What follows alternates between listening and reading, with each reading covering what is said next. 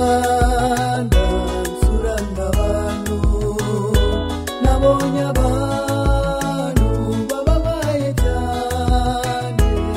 mu mihanda no mu aho bari nitegereje abafite ubumuga mbona yuko iyi si ishaje mbona impumyi zisabiriza mbona yuko iyi si ishaje yewe mana dutabare ni wowe wemeye no kuducungura hambere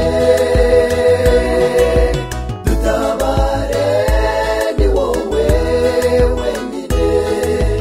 wadukiza uyu muvumo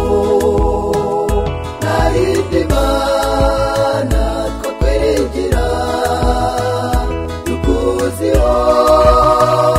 ubushobozi nta yindi mana twakwiringira tukuziho ubushobozi yewe mana dutabare ni wowe wemeye